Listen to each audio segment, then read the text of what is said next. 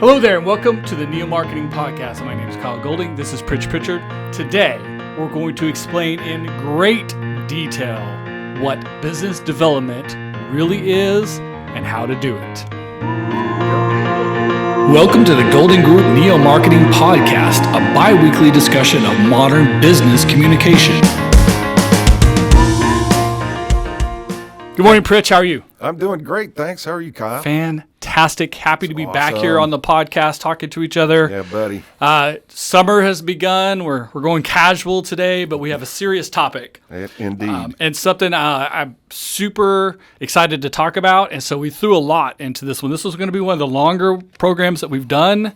And there's going to be a lot more detail and a lot more information, but we intentionally built it that way. Yep. We're getting pretty close to our 100th episode. Can you believe that?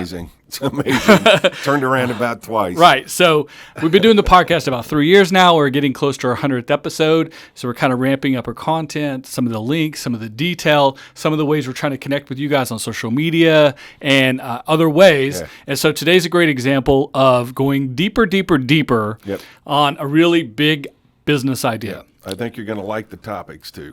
So the big picture, the big overarching, what does that even mean, is business development. Right. People all the time say, what do you do? Business development. Well, what does that mean? What is that? Biz dev, as people like to say.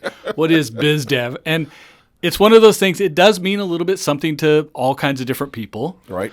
But there are some basic functions to it, and we're going to break it down. I have kind of 5 points under biz dev. You have 5 points under biz dev that we're going to work through today and explain how all these things go together to help a business not just do well, but be extremely profitable, reliable, dependable, and something that can grow and move forward and keep people employed and create an amazing amount of success for the people operating it and the people who work in the business. Absolutely. So here I go. I'm going to start with my point number one. It's marketing is the point, but here's the real point I want you guys to get from this. And I say this all the time on this podcast, but I'm going to say it again. I'm going to start the conversation today. Marketing is a two-way conversation. Yes, it is. It is not simply yelling at people to buy your stuff. Absolutely. And that, that crosses all the lines, the disciplines, ad, PR, marketing. All communication. All communication. So there are elements of communication, advertising, public relations, etc., that is communicating the information about your brand, about your product or service, about the people that work there, about why someone ultimately would want to do business with you, whether it's B2B, B2C, etc. Right. But most important point. There's also listening. Absolutely.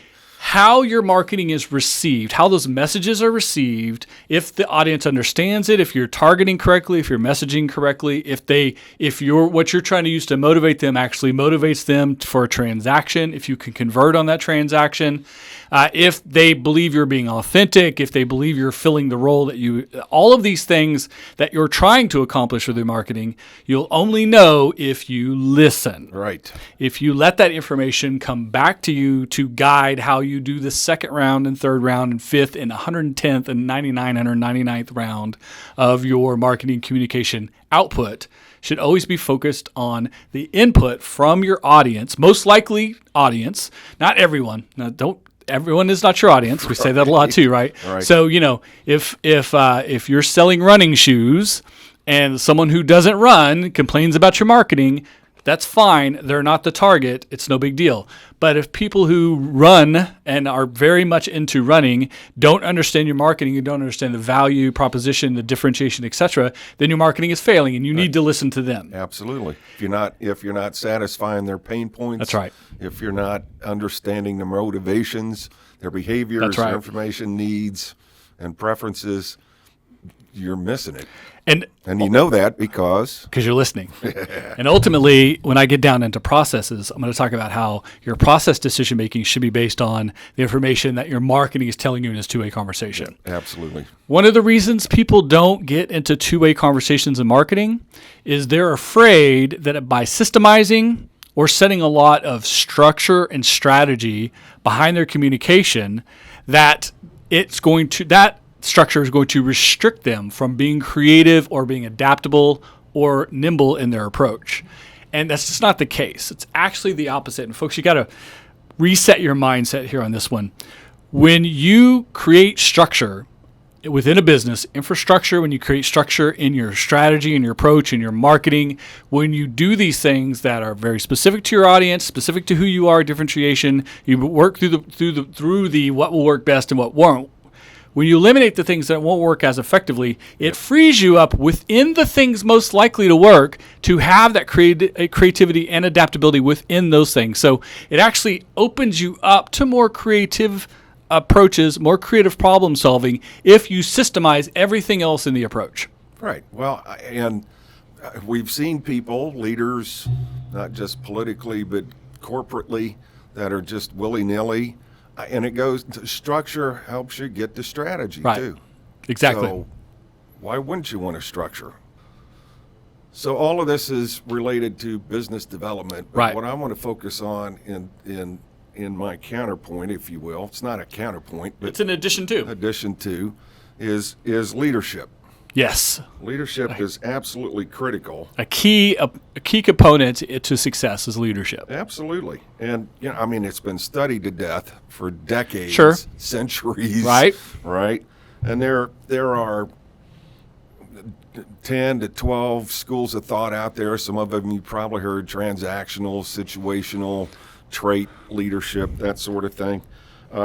My two favorite schools of leadership are transformational and servant leadership. Okay, I like that. Okay, and let me explain why. Okay.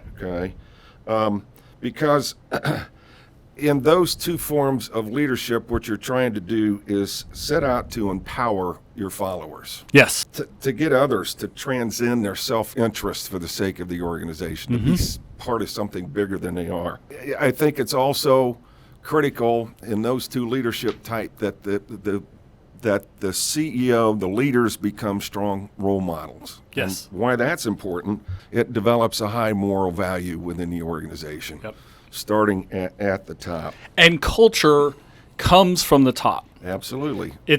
Culture is set at the top, and it comes through when leaders empower everyone in that process to add their piece to it. Those types of leaders have to have a vision. Yes. And what we're talking about earlier, structure. Yes. This is. If you know what you're doing, you know how you're leading the way, setting that vision becomes a whole lot simpler process. Absolutely, and it provides everybody in the organization a conceptual map. Yeah.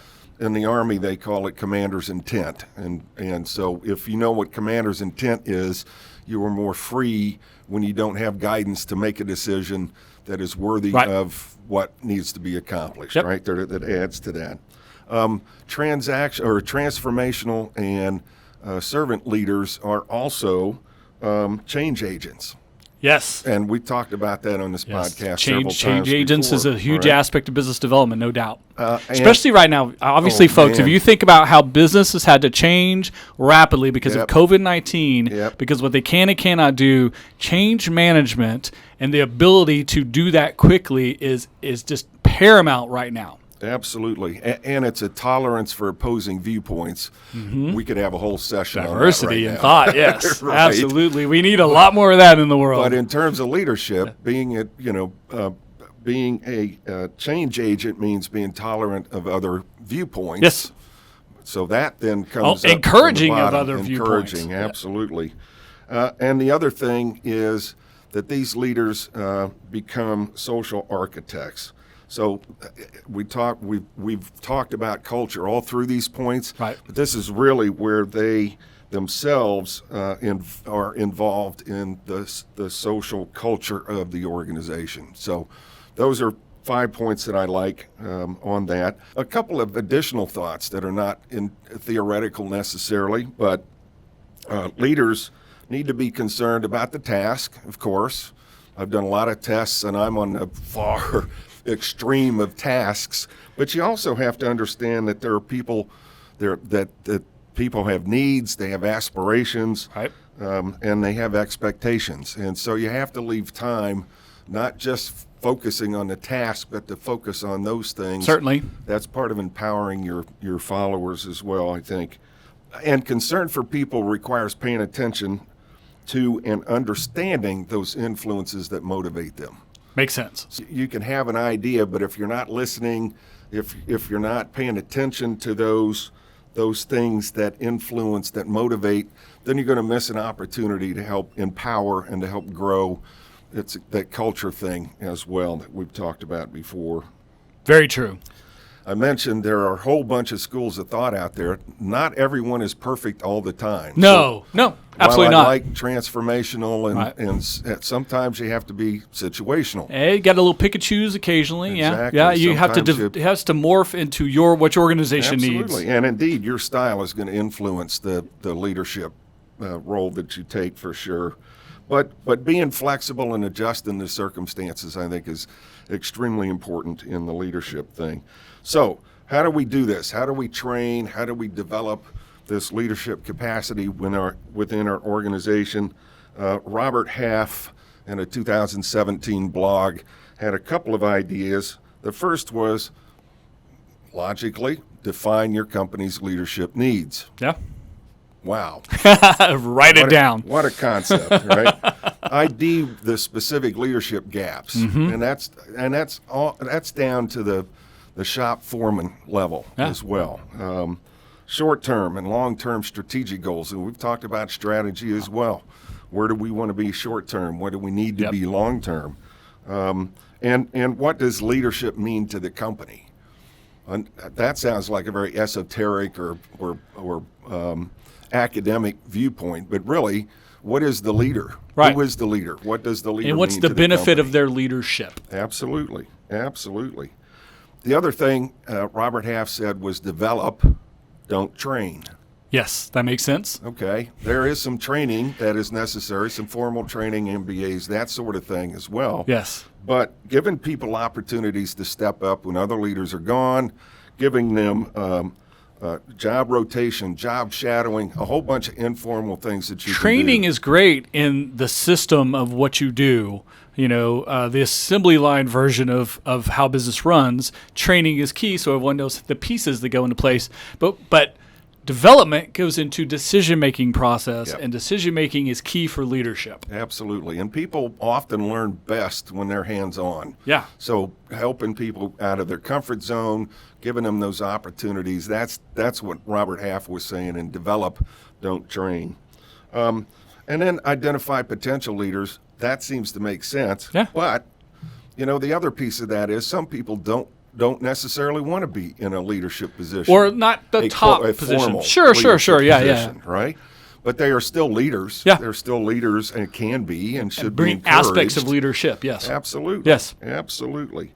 And then we've talked about this a whole bunch too, measure results. Always measure. Dude, what a concept. You don't know what to do next if you can't measure what's being successful now. Do more of what works, less of what doesn't. It's as simple as it gets. So you can count numbers, participants in the program, the number of participants you promote, increases in employees' leadership recommendations. Those are really simple measurement things. The key is you have to measure how well you're doing. For sure. So what's our value in terms of this? Well, I think it's especially important to our reputation. If you've got a strong leader, if you have a leadership mindset throughout the organization is going to be viewed with a much higher reputation For sure. than folks that are just willy-nilly, and we can see this in our lives every day. It gains us respect internally. People want to work for people who are going to empower. So then the best and employees reward. are attracted to work for you and with you. And you're going to keep them, and that's a major thing Huge today. cost savings to that. Absolutely. And it wins us allies. I mean, maybe within the organization, certainly, but externally, it helps as well. Obviously, increased motivation, increased performance, increased buy-in. But I also think it's important, the other very valuable piece of being intentional in your leadership is that it helps the employees see where they fit in to the bigger picture. Yes. So those are the leadership I could talk about all day. I absolutely have been a student of it for many years, but those are some things I picked up that I hope will be valuable to our listeners. I like that very much, and the influence of leadership within a company attracting outside, whether it's allies, sales, fans, even is a huge aspect that I think people don't connect on enough. Another thing I don't think enough business leaders connect on right now, because it's kind of a big picture item, and I'm going to explain why you should go big picture with it, is building community, not selling products. Right. Folks, stop selling stuff. Right. Now, I know what you're thinking. Wait a minute. We're in business. We got to sell stuff. I'm a capitalist. I want you to sell things. Right. Don't sell in that verb of attacking a target with a system to overcome objections and part them from their money in exchange for your widget. Instead, build a community around the ideas of your brand, your product or service, what you stand for, who your audience is, and how they're connected to each other.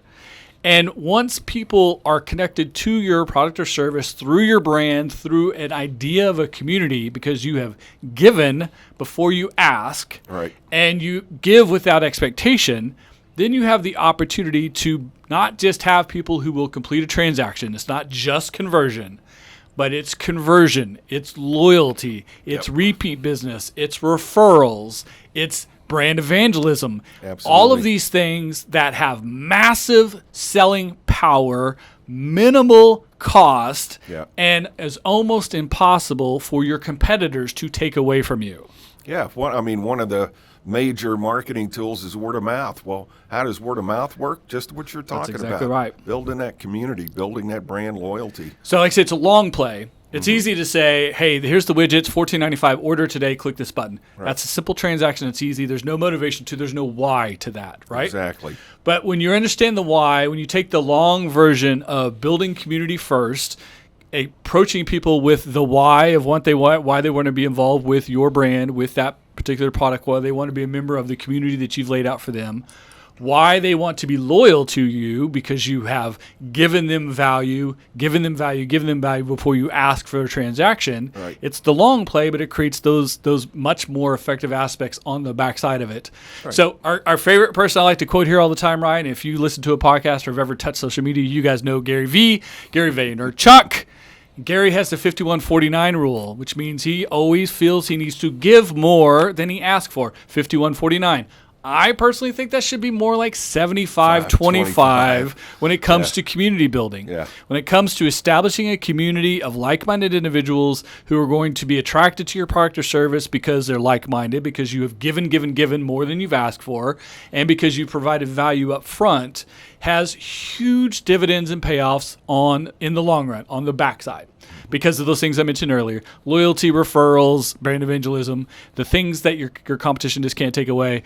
And so it's a long play. It's a little bit more expensive up front. You have to be patient. But then when it starts working, it's like a snowball. It starts slow and it starts little. And what's the old saying, right? Two friends tell two friends, and those friends tell friends, and those two friends. Once that exponential growth happens, it takes off like a rocket ship. It's amazing. It's dependable, predictable, and super massively, majorly, 100% rockstar cost effective. It's amazing what happens when people feel they're a part of your community, when they're a fan of your product or service, when they feel involved and engaged as opposed to transactional. Absolutely. And it's also amazing for your sales staff, for the support employees, for everyone working in the business to feel super good about the process because they're not trying to trick someone out of their money. They're not trying to just get over on people to make their numbers, but they're establishing value first. They're giving before they ask. They feel good about that process. They feel good about working there, and they understand that the longevity of the business is super high. And longevity is the key there, absolutely, because people who are not taking this to heart are not going to do very well. They're going to be gone. Today, in today's day and age, as we see this pandemic thing play out, if you don't have any loyalty right now. A lot of businesses are propped up by people being loyal, trying to shop local. All they're going through the hoops of doing business with you because they can't just come in and buy across the counter or do retail and restaurant and other types. They're loyal to you, so they don't want you to go away. That's right. They are spending money, maybe even money that they're not sure about, to keep you afloat because they're loyal to you. Right now, if your business is surviving off of that, you need to double, triple down on the community aspect, moving you forward into the end of 2020 and into 21 and further. And audiences now, because the audience has control over the media. Used to be, right, 3 TV stations, 1 newspaper, 2 radio stations. You were given what you were given, and you just had to deal with it. Now you have so much control about where you find information, what you know about companies, the reasons you spend your time and money with them, whether it's social causes, whether it's ecological, whether it's value first, all the things that come with the idea of a community. Now people understand, consumers understand that now more than they ever have before because they have so much information in front of them, so much control of the information. Yep. So you have to be authentic, you have to build, you have to give before you ask, and you have to be fully committed to the idea of community. If you can do those things, then yes, when the pandemic shuts you down, your loyal audience will keep you afloat. Keep you afloat, absolutely. And we're talking communication here, and so I think we all understand the importance of external communication. We talked about listening, but I want to give some love to internal communication. Yeah, for sure. Because very key. It gets short shrift all the time. It's very afterthought. It is. Yes. But it is inextricably linked to external communication. For sure. To our external communication efforts. Employees have been talking over the back fence for generations. Yep. Right? So give them the information first, and they're going to turn into loyal ambassadors. Yes. At least they'll be able to understand so that they can explain to their neighbors. So, I'm an academic, so I had to go look at some theories. These are pretty simple. I think we need to advocate for all 3 of them. The first one is top down, of course. Yep. Leadership, managers. If you're going to be a leader, you got to lead by example. Got to lead by example. Newsletters, Slack, but the message from the top, and you see the smart companies today doing that externally after they've done it internally. Yes, but the message that makes a lot of sense. Yeah, for sure. Down up, which is something that we don't talk much about in terms of. It goes back to this idea of two-way conversations. Absolutely. That needs to happen inside your organization, too. You can get some great counsel if you listen to folks who are on the front lines. Yes. I mean, I talk to my students all the time about making friends with the customer service representatives because they're going to tell you when you've got problems before the media calls, right? The sales team were always those guys or girls who could sell anything to anyone, right? They're full of bravado. The engineering team wanted to build cool stuff. They didn't really care if you could sell it or how much you could make off of it. They just wanted to build cool things, or at least build safe things or good things. Right. And then leadership wants to go make money and be profitable. Right. Well, someone in the middle of that has to ask the questions of, can we sell it? Can we convey the value of it so we can sell it? Is our price point right? Does the audience want it? Will they want it? Will they need it? Yeah, absolutely. Exactly. What do they think of it now that it's in the market, and not just simply it's okay if we try harder we can sell it. Right. All of that comes back in if you have a two-way conversation,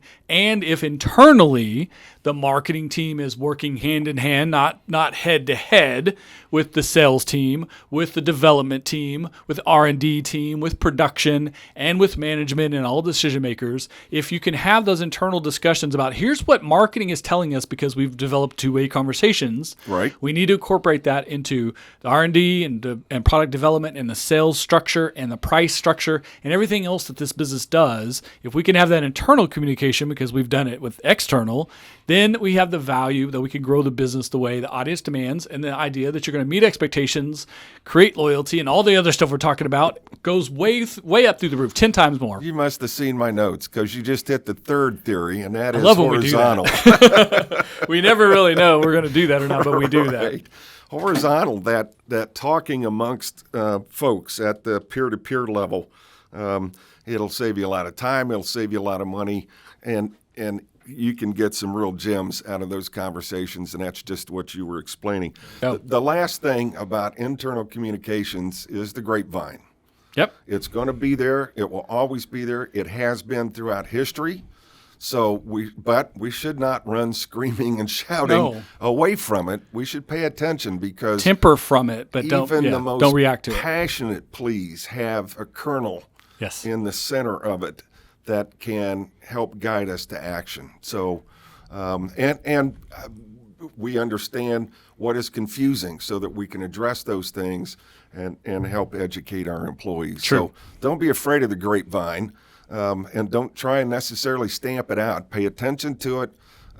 Take your cues for what information needs to be disseminated to help alleviate misunderstandings, but the grapevine can be a tremendous informal internal information tool. Very true. So I have some news flash for everyone. BPM is not just for music. Right? You DJs and you guys know what I'm talking about, you musicians out there. BPM is not just beats per minute. When it comes to business development, it is business process management, there BPM. I like to get people's attention by saying BPM is not for DJs. I'm gonna read you guys the wiki definition of this, and I'm gonna give you my definition of business process management. Wikipedia says, a discipline in operations management, which people use various methods to discover, model, analyze, measure, improve, optimize, and automate business process. Any combination of methods used to manage a company's business process is BPM. Business processes can be structured and to be repeatable and or unstructured and variable. Now, I disagree with that a little bit. We'll get into that in a second. Wikipedia definition that I completely disagree with is thought not required, but thought is not required because it's a variable. I think I'm gonna tear that apart in a second. Disambiguated. But this part I do agree with, though. Enabling technologies is often used in BPM. Technology is definitely right now today a huge part of BPM is the business process, because new technologies come on with CRMs, with communication tools, with digital channels, with the connectivity we have makes the process of decision making, the business process management, a lot easier to collectively put information together, analyze it, and move your business forward with those informed decisions, again, from the audience, from the external, from the internal communication. You put it in one place like a CRM or somewhere that you can manage this, you can make better decision making going forward to your business process management. And that goes back in the day, you used to have file cabinets full of manila folders with information. Right. Hard to access. You had to know exactly what you were looking for. What you're talking about is using technology to move us forward into the quote unquote information age. What a concept. It's about harnessing the information that's out in bits and pieces and putting it into something that's more cognitive and making decisions internally, like we were saying earlier, based on the wishes and the expressed intent of the audience, not us internally, not the boss, not your ego, but making decisions that make the business more attracted, the products and services more attracted to the person most likely to put down their hard-earned money and commit to a transaction. Yeah. So for me, I define business process management as simply everything from the back door to the front door in a business. And I intentionally start at the back door. Right. So I have my marketing background, a lot of it is heavy manufacturing. And so in heavy manufacturing, raw material comes in the back door. Right. Steel, wood, brass, whatever it is that you're going to manufacture from, aluminum, all these things come in chunks and bars and sheets and just raw pallets of raw material, even plastics and all of the components that come in these huge chunks. And from the moment that the truck pulls into the parking lot, starts backing up to the loading dock, through getting it off the truck, through the process, through the machines, into the product form and packaged onto the truck that now delivers it, whether it goes to a store, directly to the consumer, whatever it is, that's the back door to the front door process. Right. If you address every single action from the back door, from the truck backing up with the raw materials, even if you're not bringing in raw materials, this works for intellectual property or any sort of composite products. But it's a good, easily understood analogy. Thought process. Absolutely. If you examine everything, if you challenge every system, if you make sure that if you touch it 5 times, does it need to be 5 or can it be 4 or 3? Right. Is every process necessary? Is it essential? Does it make it better? Is the cost worth it? at the same time not going so far that when you cut costs, you take away quality or safety or take part of the process out that makes it harder to sell, harder to manage the inventory, etc. Examining it and challenging every decision. I don't care what the decision is. I care that there's a thoughtful process behind the decision. Right. If there's a thoughtful process behind every decision, every action, everything that happens from the back door to the front door, and then you're doing a two-way conversation as you're out in the market, bringing that information back in, all of that is business process management. And for me, that's the real world actual management piece of your business processes, of doing things, making decisions, saying yes or no, go forward or not, based on a introspection and information from the outside. Absolutely. And it goes back to what we've talked about in terms of culture, goes back to what we've talked about in terms of internal communication, especially the listening part. Exactly. So, you need to keep your eyes open, maybe do it formally every once in a while. But if you've got the culture that allows your employees to raise issues, you're going to find those process things fixed a whole lot more quickly. It also goes back to what I said earlier about the more processes you have in place, the more freedom you have to actually make decisions and be creative in your problem solving. Right. So for me, a lot of times when I get into business process management conversations, people immediately go, "Oh, lean, Six Sigma, lean, right?" Right. Yes and no. So it's Quality lean. circles. I don't believe in lean in the purest form that the folks who are the black belts, your Six Sigma black belts of the world, they're going to get mad at me right now. Look, a lot of those ideas of addressing every process and making it as efficient as possible is the right way. And so in that case, lean is correct. I think too often people who are the super well-educated lean process individuals, they get so far into the process they forget that it's human beings, that you have to talk to the person who's actually running the machine, loading the truck, unloading the truck, who has to sell it, has to market it, has to do the accounting for it, has to do inventory controls. You have to talk to all these people and figure out how much is cost savings and efficiency, and how much of it is this is making life hard on our people, and it's eking back into that culture issue that we were saying earlier.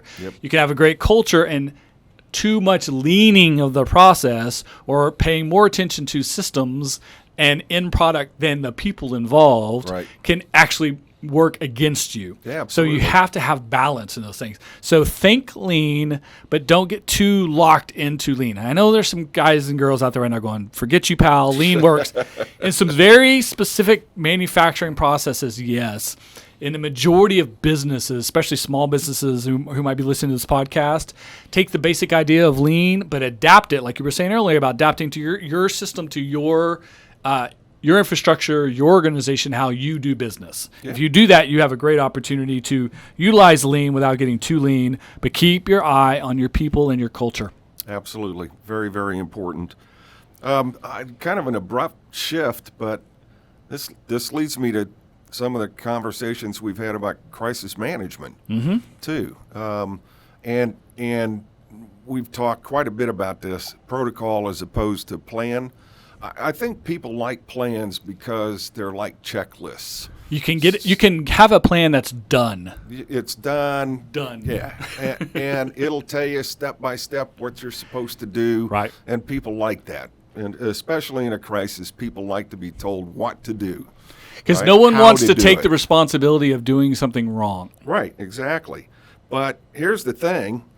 In the planner's mind, that plan worked for the situation in their mind when they wrote the plan. But that's not how it executes. And you cannot cover every eventuality. Or again, the Army says branches and sequels, right?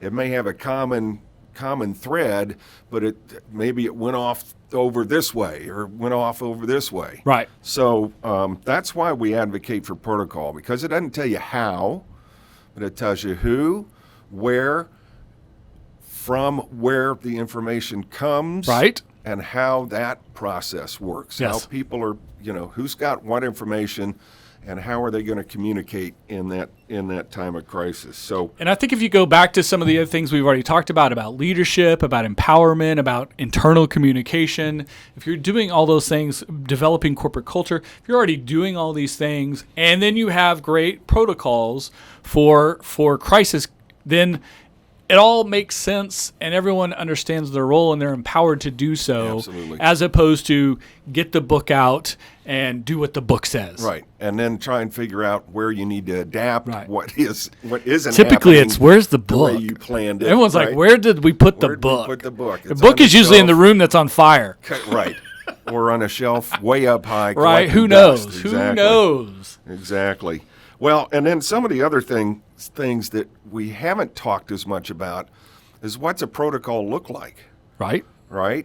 I'm going to simplify it because there's a bazillion things that you can put into a protocol, but it needs to have three things. Okay. First of all, the intro. What's the purpose of the protocol? There you go.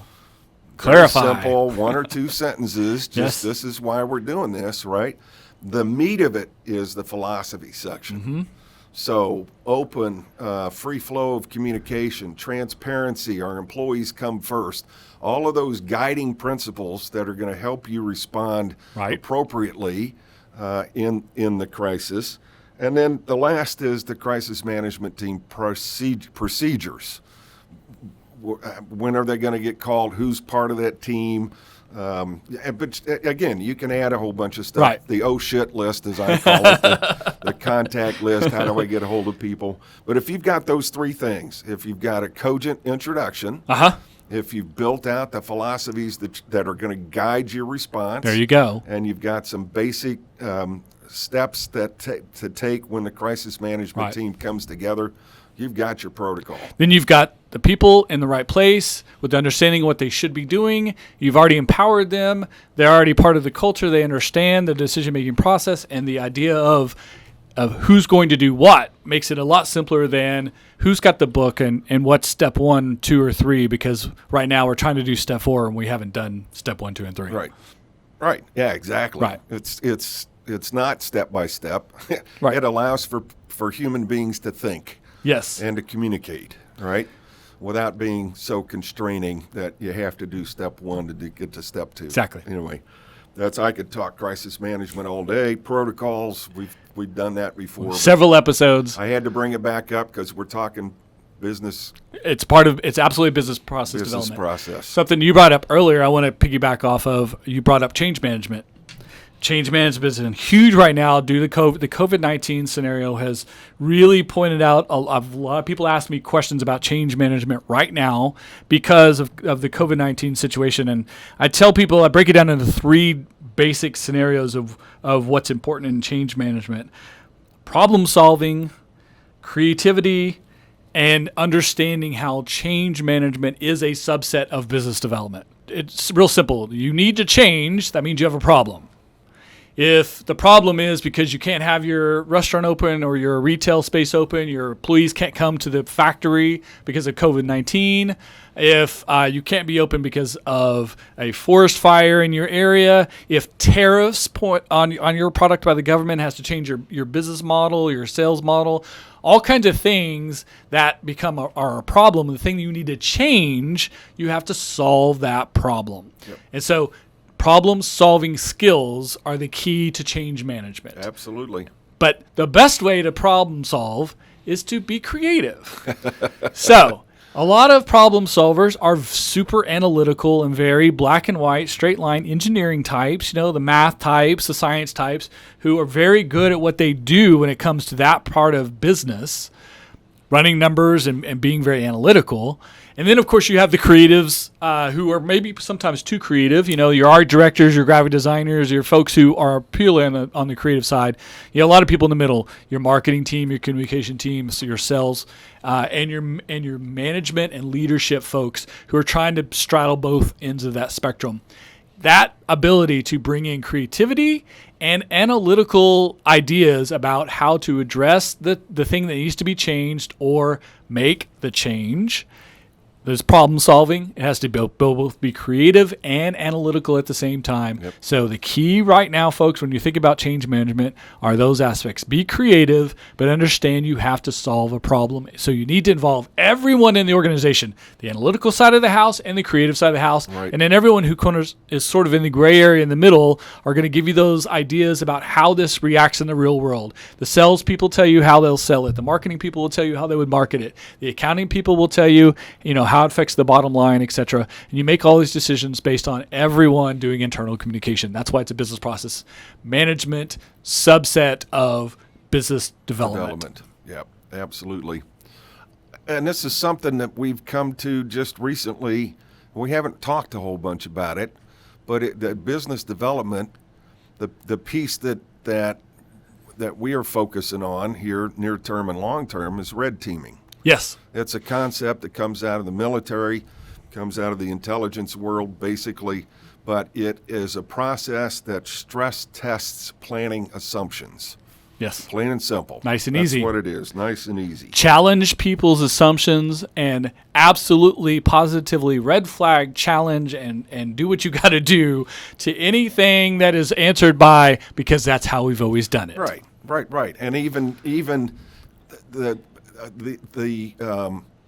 things that folks say, well, this might work, right? Right. That's an assumption. So let's test it and see. see. We have to test it. That's right. So Bryce Hoffman, one of the few, the only journalist that I know of that was allowed to take the Army's red teaming course up at Fort Leavenworth, wrote a book called Red Teaming. But my experience in the military and with intelligence, and I actually had a conversation. This is kind of interesting. For me, Paul Frandano, who ran the CIA's Red Cell right after 9/11. Okay, and I had that's a serious role. About an hour-long conversation about red teaming. Okay, and it doesn't have to be complicated, but you do have to know what the hell you're doing. Makes sense, right? Because, I'll go through the quickest way to problem solving is the simplest way. So that you're right. It doesn't have to be complicated, but you do have to understand the aspects of why won't it, or why would it, or why won't it work. You have to have that kind of experience to even begin the conversation. Absolutely. Two basic principles. The first is that it's not if the assumption is true, but whether or not the assumption is plausible. Yes. That's a whole different way to look at assumptions, right? And the other is focus on where the assumptions diverge, not where they converge. Yes. And those are things that we typically do when we plan. The details are in the differences. Exactly. In the differences and not in the similarities. That's right. So how do you do it? Well, first, you have to spend some time looking at the hidden assumptions, and there are always hidden assumptions. Yep. Right? Even if they're not written down. And most of the time you can get a clue on the introduction to the business plan. Where are the hidden assumptions? Right? Once you've tackled those, then you got to address the specific assumptions that have been included in the plan. And if your plan doesn't outline what assumptions you've based the plan on, then it's not a very good plan to begin with. That's true. Red teaming will show that really, really quickly, right? And then that analysis allows us to flag those assumptions that either have a high propensity for failure or a high potential for failure, probability and potential for failure. So why do we like red teaming? Well, first of all, it avoids bad ideas. That's right. Get them out of the way now before they get out in the real world. And it takes your ego out of the equation. There's that too. Right? And red teaming there is an internal capability that can be built, but oftentimes it's best to come from outside of the organization. That makes sense. Because you don't have those implicit biases. It's something I talk to a lot when I tell people about being the third party outside entity, the non-partial, non-biased outsider who gets to come in and work through a strategy session, a plan, a branding session, or in this case, red teaming, is more than anything else, I don't have assumptions because I'm not in your industry and I'm not looking at your product or service every single day. Right. I don't have biases against your competitors because I don't compete with them every single day. Right. And lastly, this is most important, I don't have lunch with anyone in the room every single day. I don't have coffee. Right. I don't see them at the water fountain. Right. I don't have lunch with them. We don't have beer after 5. Right. I don't have to be friends with everyone in the room or worry about people's egos and instead be focused on decision-making process. There is concern for egos Always. in the disadvantages, right? Yes. Because it takes some expertise to do this well. Yes. It also can be And some nerve to be able to tell people that their ideas are not going to work. And Right. when you tell someone that their idea isn't going to work, or at least not work in the form that they have it, you're not saying you're a horrible person, you should quit your job and never work again. What you're saying is, this instance, the data doesn't and the facts do not back up your assumptions. So change your assumptions and make a different plan with the intelligence, the experience, everything else you're bringing to the table that just didn't work out on this specific scenario. But this is where egos come back into play, always, right? every So time. the report is absolutely critical in terms of not criticizing the people behind the assumption. Yes. Not criticizing the assumption per se, but questioning the assumption. That's right. And of course, asking people to think about them. And of course, if you say something is not great without giving an alternative or more input, you're just complaining. So it's not about complaining. Nope. It's about pointing out fallacies and then giving better, or at least more likely to succeed, options. Or even without options, some vectors. Think about it this way. And then If come this back. won't work, then you have to do these things or move in these directions or answer these questions. Because sometimes maybe it is, this won't work the way it is. You have to answer more questions. You have to answer more questions. Your ultimate, Absolutely. The ultimate base of the idea might work if other things are developed around it. Right. And there are dozens of techniques that can be used. I won't go into those here. I don't think it's necessary. But, we've developed some expertise in that. Right. And most recently, I did a red teaming exercise for the PRSA strategic plan. Right. That was internal. But everybody in that group was able to turn off their PRSA allegiance and to look at it with a critical, unbiased eye. And I think it helped. And I find, too, just in a general consulting role, that, your consultant, the reason you hire a consultant or outside third parties is because you need them to be strong and be challenging, and you already have yes men in the organization. Right. Or you wouldn't need us. Right. So if you're going to bring someone in, don't bring someone in to be a yes man. Bring someone in who's really going to stir it up and challenge your assumptions and force you to have better systems when they leave than when they walked in the door. Yeah. Bottom line to red teaming is that it gives you a much, much, much stronger foundation upon which to plan. That makes sense. So there we go. Something else I say all the time, you've heard it on the podcast before, but it's so important, I'm going to say it again. I know I started there, but this is another thing I say all the time. There are two ways for businesses to be profitable. Two. Not one, not a singular way, two ways, or a third way is a combination of the two. Do tell. So, of course, you can lower your cost.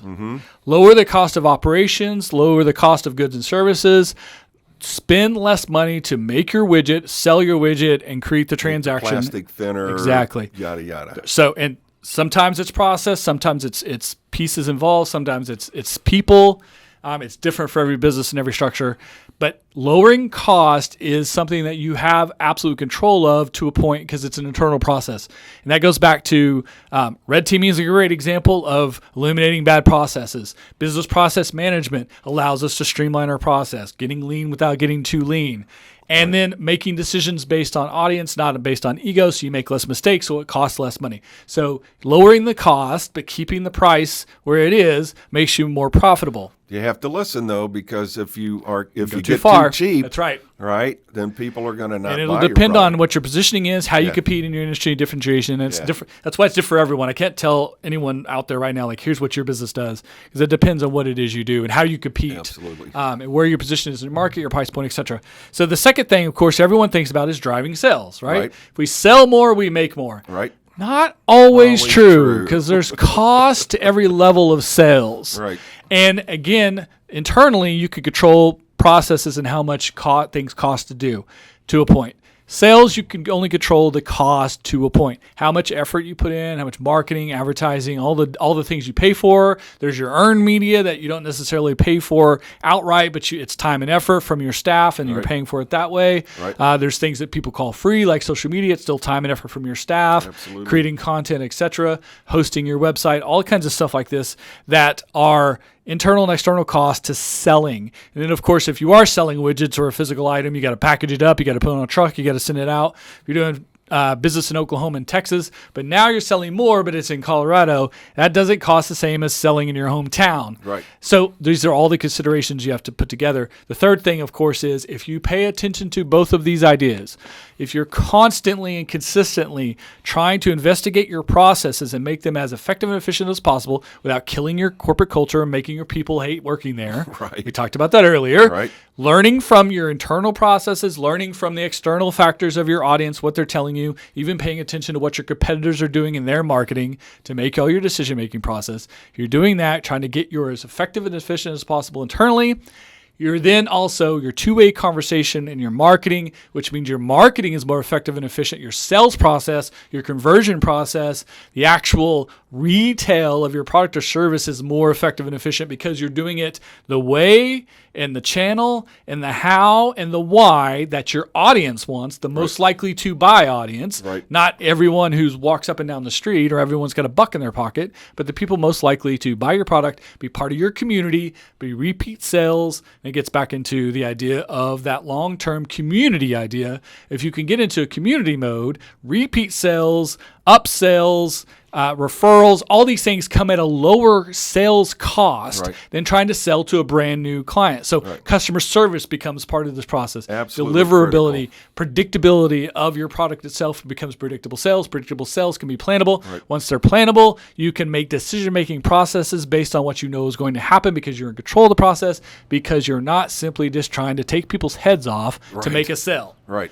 That's the big picture. Small picture comes back around right back to where we started.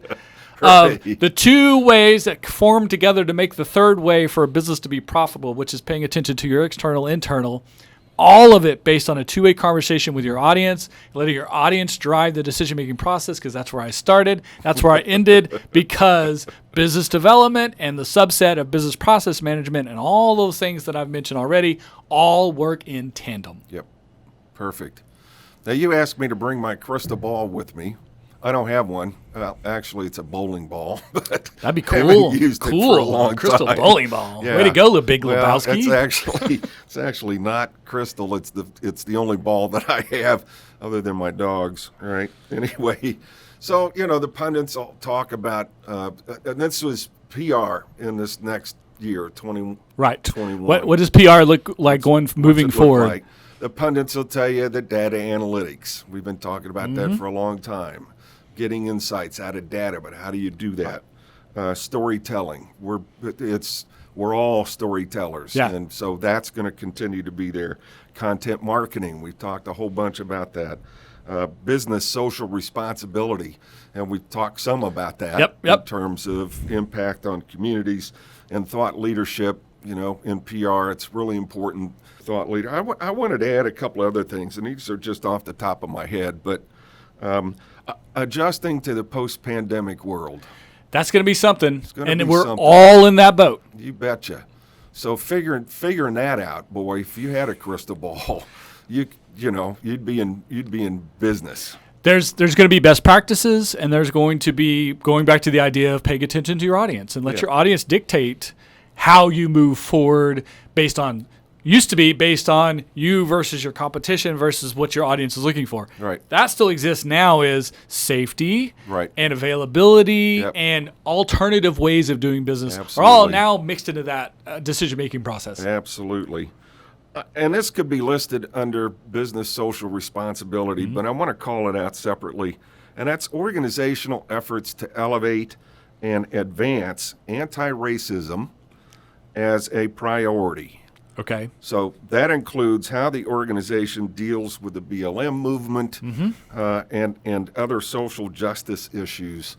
It's readily apparent to me today that companies have to have a position, but how you put that position together and how you communicate that position is really important, because the other thing... It is important, but remember, folks, the best communication is authentic communication. Absolutely. So you want to communicate It's based on a lot of factors, but at the end of the day, is this authentic or not? Is really the gatekeeper to do you make a statement? Do you not? Is this a statement versus this statement?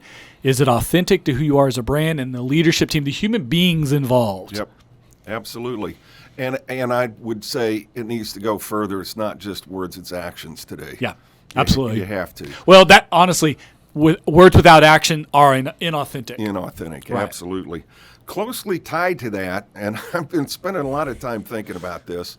Might have to do a separate podcast on it, but it's the cancel culture. Yeah. So in terms of words and actions, supporting anti-racism, supporting the changes, the social changes that need to happen to address social injustice, is fraught with you're really tippy-toeing. You're walking on eggshells because of the cancel culture. Yep. So understanding that, how your words, how your actions can be perceived on that side of thing. And it goes back, we talked about this a little before the podcast, but it goes back to the apology impulse, right? Yes, great book. The cancel culture today, people are rolling over left and right. Yes. And they don't always have to roll over. And I'm probably going to get hate mail from the cancel culture out there. But it's all right, we can handle it. It's the apology. Apologize when you need to apologize. And again, it goes back. Everything for me again goes back to authenticity. If you're apologizing for every little thing, every syllable, every period in a sentence, then you lose the weight of the apology when you really do something that you feel the actual need to apologize for. Nope, no company is perfect because they're run by human beings. Human beings are not perfect. We all make mistakes. Right. Now, some mistakes are honest. Didn't realize, didn't have the experience necessary. Just didn't realize what was going on, what was being said, what was being done.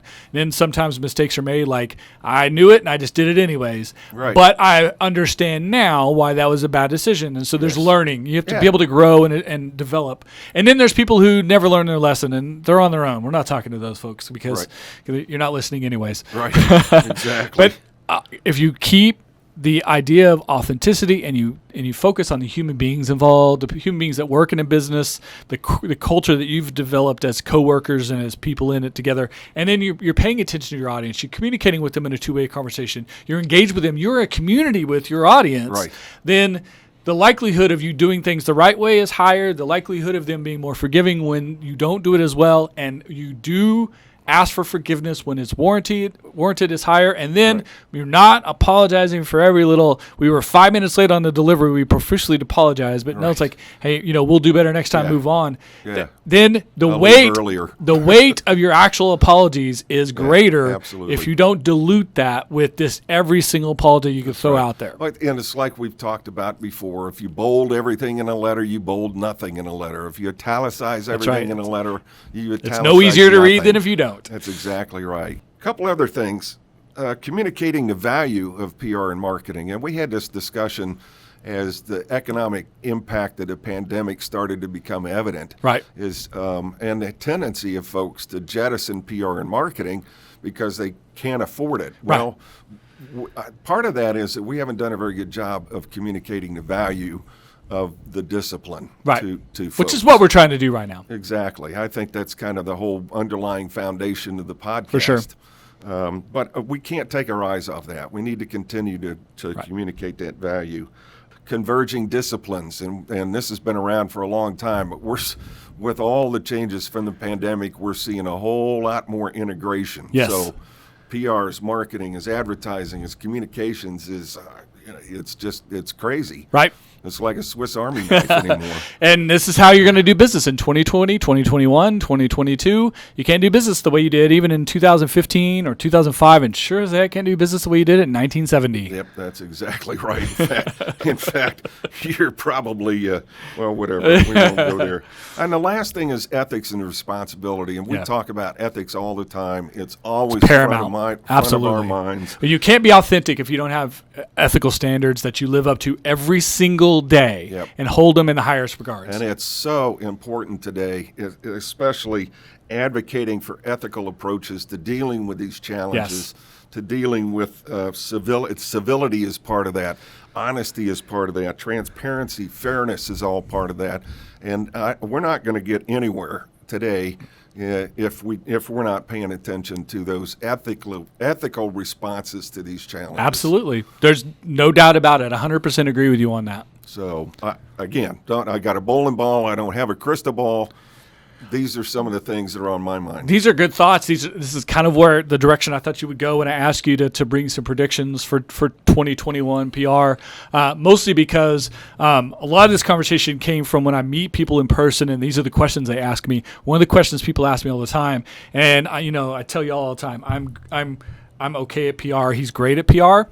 Is that they ask me all the time, well, PR is dead, right? Because they think because newspapers aren't what newspapers used to be, right? So explain to people the ideas and concepts of PR that's not a newspaper or a traditional press release. Yeah, that is the most narrow definition of public relations, and it's something that, again, I don't think we've done a very good job of communicating so that people really understand. That is one sliver of what the rest of the capabilities are. That's why it's important for you to explain to folks that PR has been developing and morphing and changing along with everything else because of technology, because of the way we communicate today. All the factors that go into every aspect of running your business are also going into the idea of public relations. Absolutely. But the concepts of explaining the value of your business and why you exist, the basic ideas of public relations still extend into all of these modern techniques for communication. Yeah. And you've heard me say this before. I think we did a disservice when we named it public relations. It should be public relationships. Yeah. Because it's all about relationships. It's relationships with your employees. We talked about that today. It's relationship with your stakeholders, and we've talked about that. It's relationships internal to the organization, with legislators, with regulators. I mean, that is really the heart of public relations. It started out as media relations, but it has gotten to be so much more. And so these are the things that I think about for 2021. These are great predictions. I think we'll look back. Maybe we'll play this clip a year from now. We'll see how well you did.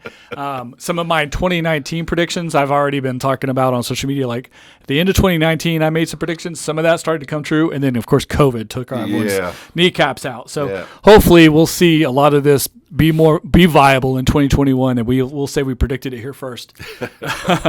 I love these ideas, Pritch. I love where you're coming from. I love that we could have this very long discussion, but we very intentionally wanted this episode to be a very long play because we had a lot of pieces that kind of fit under that umbrella of business development. And we wanted to get out in the world, get in front of you guys because summer is coming, the end of second quarter, we're getting into third quarter. COVID-19 is coming and going depending on where you are in the country. Businesses are opening and then they're closing and then they're not. People are adapting and all this stuff is happening. At the end of the day, if you're in charge, if you're managing your business development, if you're doing all the aspects of all the things that we talked about today on the podcast, then there's ways to do it better, and there's things maybe that you could backslide on. Everything's going to change. Everything is mobile. As you can see, it's also circular. One thing feeds the other, that feeds the other, that gets you back to where you started. So we're right back to where we started when we opened the podcast. We appreciate you guys sticking in.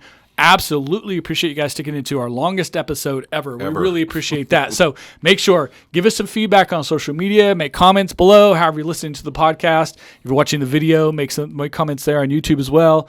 Make comments on social media, on Twitter, Instagram, Facebook, LinkedIn, however you find The Golden Group, Pritch or myself. And you can always email us. You can contact us off the website, thegoldengroup.com. Send us an email. Send us a message. Let us know what you like, dislike, want to hear more of, less of. Probably tell us that we shouldn't do an episode this long again. We know that too. But we wanted to do it because we believe in giving, and adding value 75-25 before we ask you to do anything for us. And all that this podcast is based on is giving you as much value as possible. So we wanted to pack this episode with that value. So with that, until next time, good luck. Ciao.